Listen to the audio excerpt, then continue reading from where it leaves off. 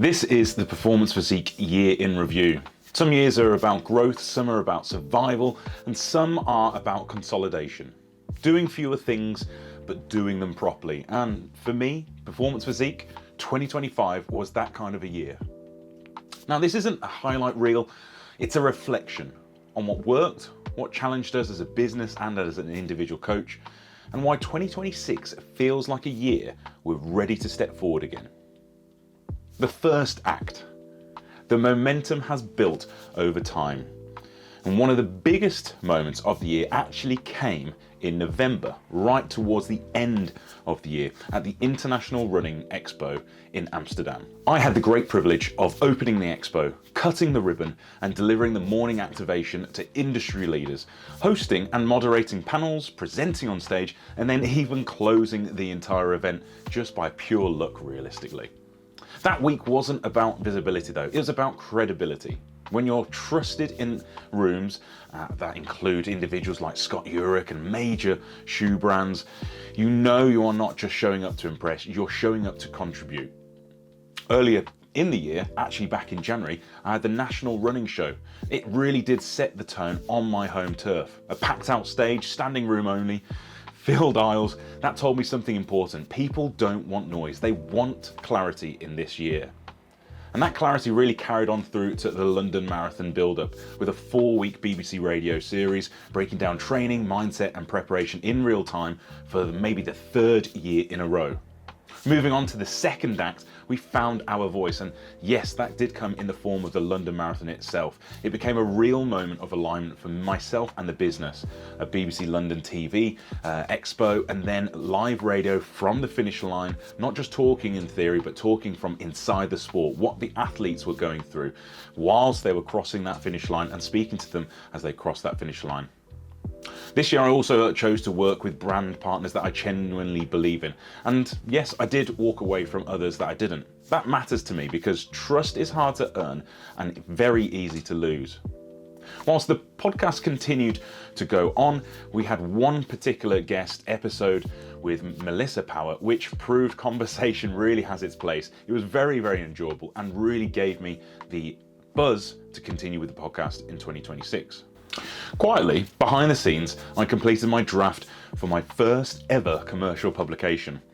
That one really does still feel quite surreal to say out loud, and it's something which I'm really hoping to talk about a lot next year. Act 3 of this documentary is really the aspects that push back. This year was not smooth. A long-term track closure created real operational and business challenges. We had scheduling things, access actually to train and coach, consistency, and on paper, it probably stopped this from being our best year ever, without doubt. However, the way we handled it became the real story. We adapted our coaching, we kept our athletes progressing, we worked with the stakeholders, and eventually we helped push that track back into operation and reopen. Not just for us, obviously there was a selfish need, but for the wider public as well. And I've since been told that how we manage that situation is actually the success. And on a personal note, in 2025, some of the challenges included a multiple tibia fracture. It brought my own running journey to an end this year, and that really does start to change your perspective. It forces patience, it deepens the empathy that we share, and it also sharpens our coaching eyes, when we have one of these injuries ourselves. Act 4 is without doubt where we see our athletes succeed, and this is why we do coaching. We want to see people succeed, we want to see them feel like they're doing something which is benefiting them.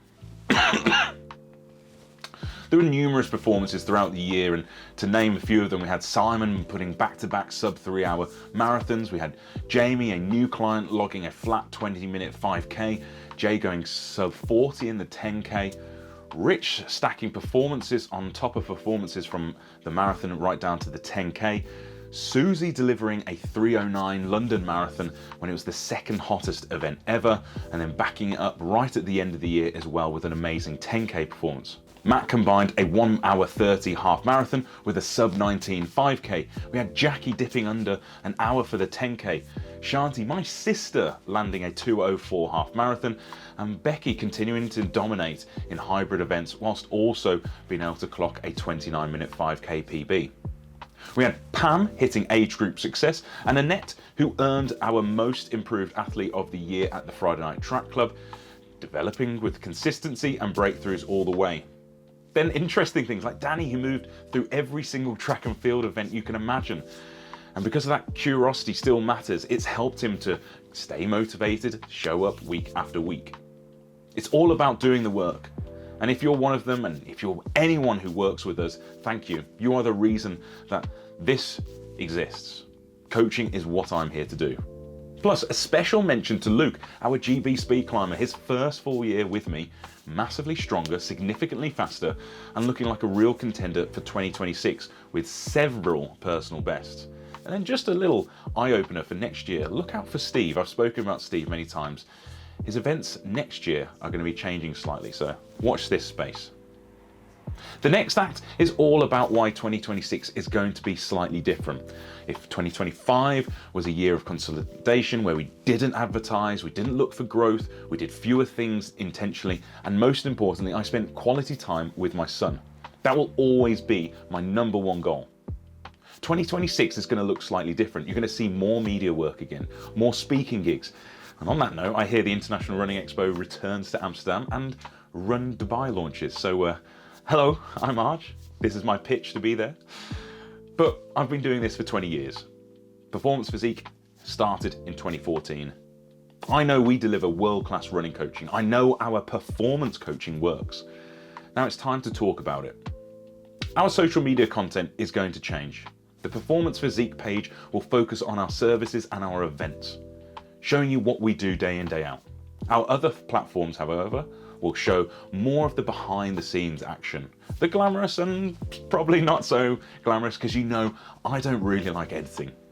We're going to see 4-minute mornings returning to YouTube. There'll be more video, there'll be more podcast series with guests rather than just myself. We may even add a second corporate wellness facility.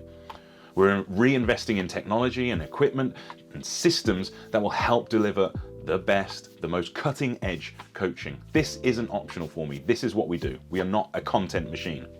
We're going to have more social events, more events, and yes, I have been told that we will be hosting the official opening of the new athletics track. That'll probably take place in spring. Partnerships and purpose is actually critical for me as well, and I'm going to be pushing for more partnerships that actually support our athletes and our members. I am not a facilitator, nor are my coaches. We are coaches that look to improve, and our athletes deserve something that reflects the work they put in. So brands, if you're watching or listening, get in touch. You want and need a credible partner in a time like this where everyone is apparently a coach. We can provide that. So please hit me up. Coming full circle though, finally everything goes to plan, and 2026 should see me being officially a published author from one of the world's biggest publishing houses in the world. That would be incredible. On a personal level, my mission is simple: improve my body composition, be consistent in the gym, and rehab properly. Maybe close out the year by running a 10K again in 2026, and then perhaps further down the line, we'll return to some unfinished business in 2027. Who knows? But Performance Physique exists. And it exists because I believe elite training shouldn't be exclusive. Nothing is off the limits. Nothing needs to be overcomplicated, just accurate coaching done properly. For anyone willing to show up, if that resonates, if you're listening to this and you like the sound of that, you're in the right place. And thank you. Happy New Year.